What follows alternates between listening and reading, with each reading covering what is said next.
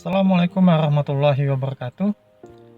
Perkenalkan kami anggota Latsar CPNS Kabupaten Tanjung Jabung Timur, Angkatan 2 Kelompok 4, yaitu Nur Hamimah SPD dan Dian Tirta Saputra ST. Pada kesempatan kali ini, kami akan membahas mengenai lembaga-lembaga pemerintah yang telah mengimplementasikan Wall of Government serta yang belum mengimplementasikan Wall of Government. Yang pertama, kami akan menayangkan video mengenai lembaga pemerintah yang belum mengoptimalkan pelaksanaan Wall of Government dalam aktivitasnya sebagai pelayanan masyarakat. Pemirsa, Ketua YLKI Jambi, Ibnu Holdun, angkat bicara terkait dengan diputusnya kerjasama antara BPJS Kesehatan dengan beberapa rumah sakit di Jambi. Ia pun mempertanyakan, mengapa ada rumah sakit yang diputus kerjasama, padahal BPJS adalah program pemerintah yang mengharuskan kerjasama baik kepada rumah sakit swasta maupun rumah sakit milik pemerintah.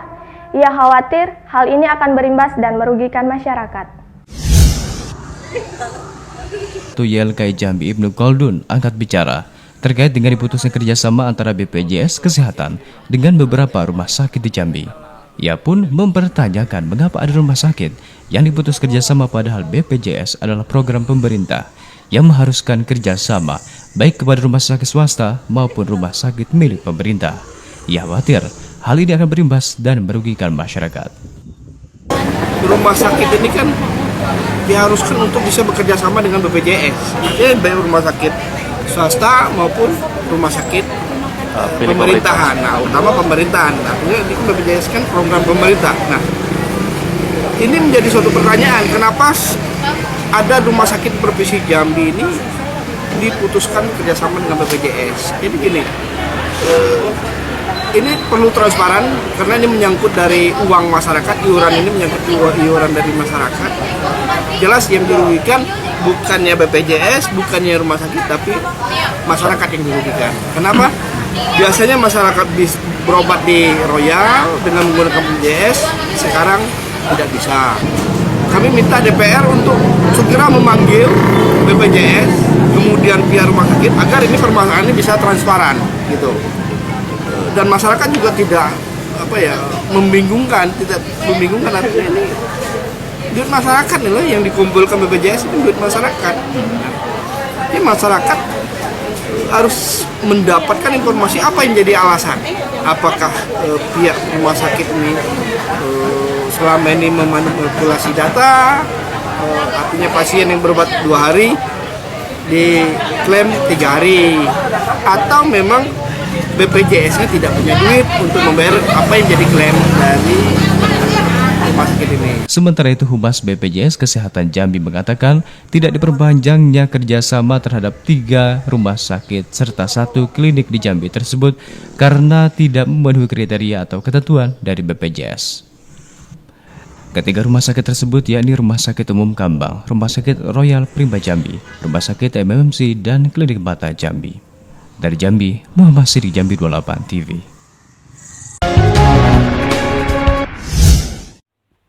Dapat kita lihat isu kasus atau bad practice Wall of Government yang terjadi, yaitu adanya pemutusan kerjasama antara pihak BPJS dan beberapa rumah sakit di Provinsi Jambi. Kita dapat menganalisis beberapa penyebabnya. Yang pertama, defisit keuangan yang dialami oleh BPJS Kesehatan. Ada persepsi bahwa BPJS selalu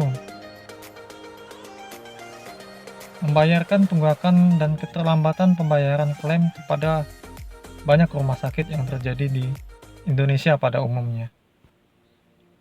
Analisis yang kedua, tidak adanya tata kelola atau preventive action dalam layanan kesehatan di Indonesia saat ini.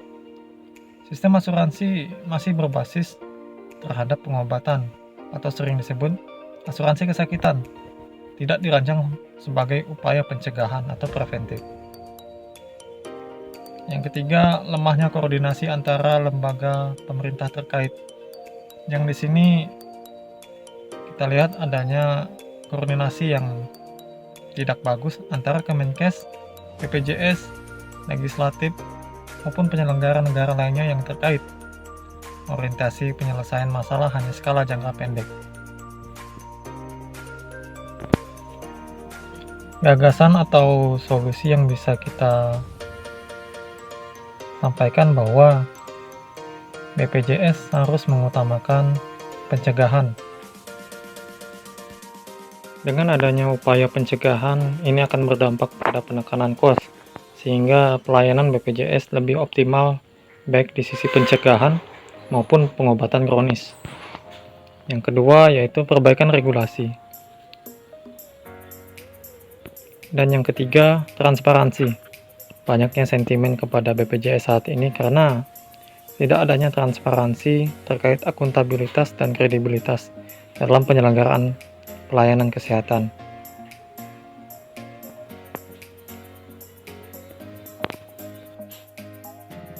Baiklah, selanjutnya kita akan melihat video atau tayangan terkait best practice atau penerapan wall of government yang telah dilakukan oleh lembaga pemerintah di Indonesia. Berikut merupakan instansi yang telah melaksanakan prinsip WOG di Indonesia.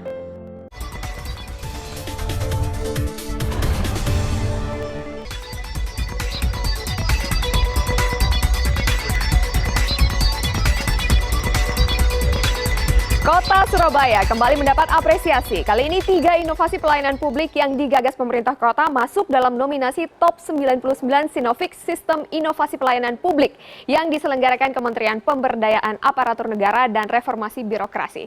3 inovasi tersebut diantaranya 6-in-1, pahlawan ekonomi, dan tahu panas. Wah, apa ya itu? 6-in-1 adalah pelayanan satu pintu untuk kepengurusan kependudukan di Kota Surabaya. Untuk pengurusan kelahiran, kematian, perpindahan penduduk datang dan juga pergi, nikah dan bercerai, warga Surabaya memang kini tidak perlu mengurus antar instansi yang berbeda lokasi. Namun cukup di satu lokasi yang sudah bisa menangani semua atau satu atap. Sementara pahlawan ekonomi adalah konsep pengembangan ekonomi kerakyatan di mana pemerintah kota membimbing pelaku usaha kecil menengah untuk berkembang semakin baik.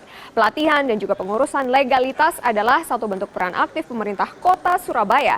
Hingga tidak sedikit pelaku usaha mikro di kota Surabaya bisa mengekspor produknya ke luar negeri. Padahal materi dan juga bahan pelatihan minim menggunakan APBD, tapi melibatkan partisipasi swasta.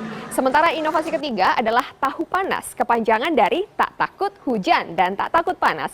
Program bedah rumah warga yang tak mampu yang mengupayakan gotong royong warga. Dengan usul penunjukan unit yang direnovasi oleh warga dan juga pelaksanaan renovasi juga dibantu oleh warga. Akhirnya kekurangannya tuh ditutup sama mereka. Jadi mereka urunan gitu. Ada yang juga dari swasta bantu kita beberapa ini itu seperti itu. Jadi akhirnya mereka, nah kemudian di dalam pelaksanaan pun mereka juga bantu masyarakat. Iya, tenaga kayak gitu. Kalau nggak pun uang, tenaga. Jadi sangat hemat sekali, tapi hasilnya bagus sekali.